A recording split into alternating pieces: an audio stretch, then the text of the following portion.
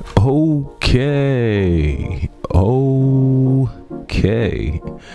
Mic check 1 2 1 2.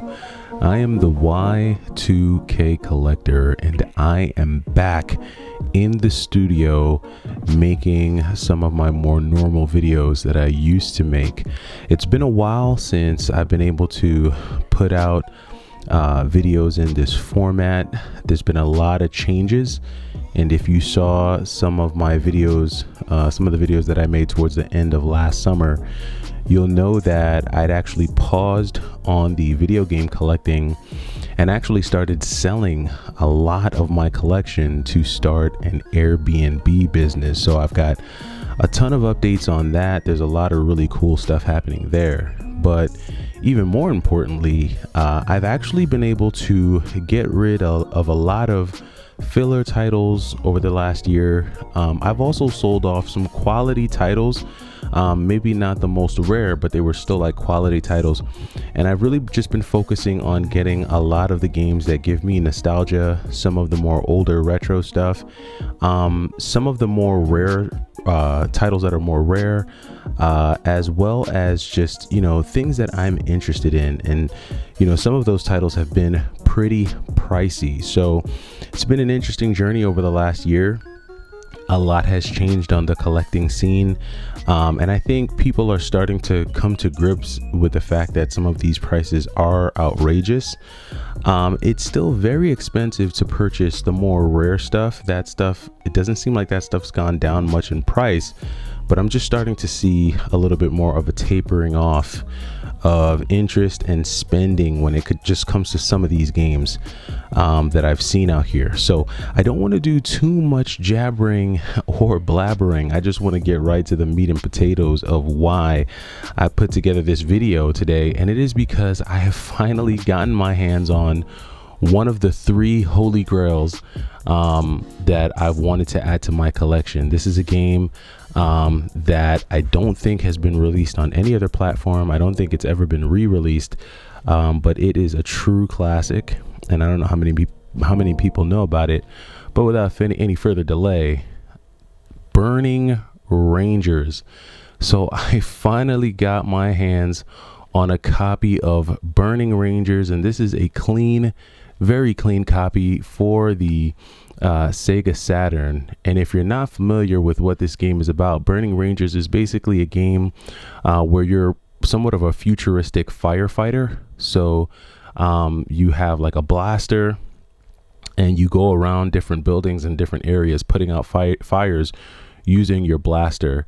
You have a basic blast charge, and then you have more of a supercharged blast that you can shoot if you hold the shoot button. It's really fun. You collect gems, which give you the ability to transport potential victims to safety, because every time you transport a victim to safety, you wind up losing some of your crystals.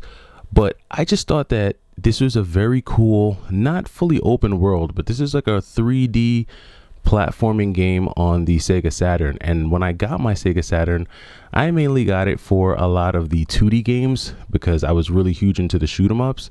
But this was probably the one outside of maybe Die Hard Arcade, one of the few 3D games that I wanted to get on the Saturn. And I am super stoked that I finally got my hands on a copy of Burning Rangers. And how did I get it?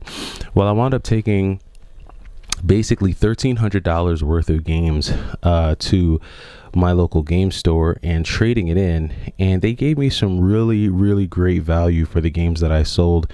And in selling that, I was able to use some of those proceeds to go ahead and get Burning Rangers. But at the store, and this is something that I've shown in one of my more recent videos, and I'm just grabbing it here, but also while at the store, I was able to get a really clean copy of Herc's Adventures for the Sega Saturn. So I've really just been streamlining my collection to only grab the games that I want in the condition that I want them, and I've really just been trading in a lot of like Switch games. I've probably sold more than half of my Switch collection, and I am going to be doing a Switch collection update video just to kind of let everyone know where I'm at with my Switch games. But I have been getting some Switch games. The Switch is one of the most interesting consoles to collect for because you can spend money buying all types of stuff, but I'm very, very, very peculiar with what I purchase on the Switch just because I think you need to like have a focus. You want to know which games you're into, which systems you're into, so that you kind of stick to those. And I do have some recent Switch grabs that I think really just kind of cater to what I'm into. So first I'll go over this one. This is a common one. You could pick this up right now at Best Buy, but this is Moonscars on the Switch. Think Blasphemous. This is basically like almost like another version of Blasphemous, just without all the color. I love the way Blasphemous looks. This game pretty much uses black, gray, white, and red tones in the game. But the gameplay is pretty cool. It is like a 2D side-scrolling hack and slash. Moonscars. Haven't played it yet, but I did see this and I wanted to grab it because it looks like one of those that won't be on the shelf in stores long, and then once it's gone, it'll be like $100. So Moonscars is one that I grabbed. Right now you can get it for like $25. Another game that I grabbed, which isn't super common. I think some people might know about it, some might not, but I've played this game. This is sick. This is a 90s blast from the past, and that is Steel Assault. If you have not heard about Steel Assault yet, I definitely recommend picking this up. This is a really fun kind of like run and gun side-scrolling 2D action platformer. You get these cables that you can use to like, what's the word, like suspend yourself, I guess, between ledges. Just got some interesting game mechanics. Pretty cool. I like it. Definitely recommend Steel Assault. Kind of gives me Gunstar Heroes meets like, I don't know, Castlevania meets, I don't know. It's like a bunch of games melded into one, but I would definitely recommend that.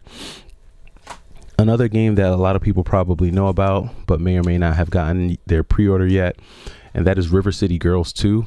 If you're into beat 'em ups, I highly recommend checking out River City Girls 2. And this one, you can actually fight as the boyfriends, and they have some pretty sick moves that remind me a lot of like some of the fighting games that I played growing up. I see moves that look like moves out of Street Fighter 2, Samurai Showdown. I see moves in this game that look like they're out of King of Fighters. So they're stealing a lot of flair from other fighting games, but I think it's cool the way they mix it in. River City Girls 2 is a really cool one. Definitely recommend you checking that out. Another beat 'em up, because that's really what I focus on the Switch. All I focus on are shoot 'em ups, beat 'em ups, side-scrolling 2D hack and slash games, 3D hack and slash games.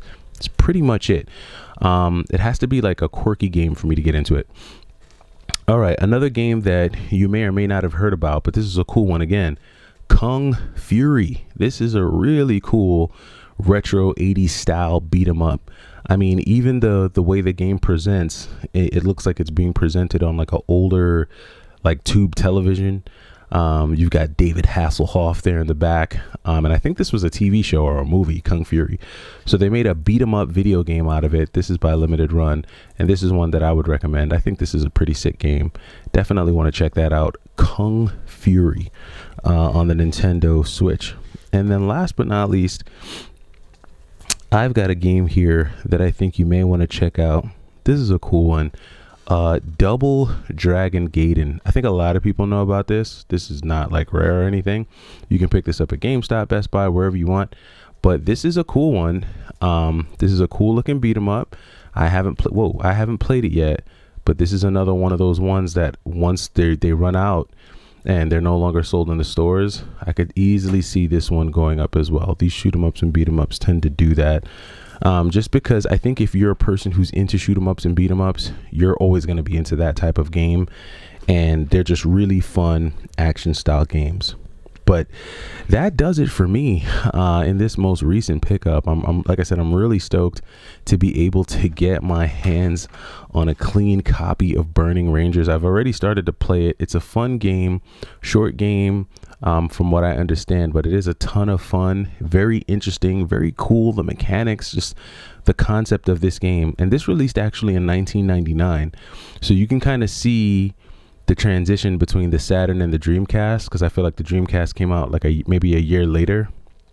And I'm just wondering, what would this game have been like on the Dreamcast? Would it have been as rare? Would it have been as cool? probably would have been a lot better, because the worst thing about this game is the graphics, for sure. Saturn did not do 3D games justice, but this is still just like an amazing find. So really happy to have added this to the collection. And that does it this time, for real. Thank you for everyone. I've gotten a bunch of new subscribers, so thank you for subscribing to the channel. Thank you for sticking with me on the journey, and look forward to more videos coming out. I will be doing more pickups videos, and also I'm going to be sharing a little bit about the Airbnb and some of the games that I sold to kind of get the funds to get that started. Alrighty, well, I am the Y2K Collector. Thanks for stopping by. Take it easy.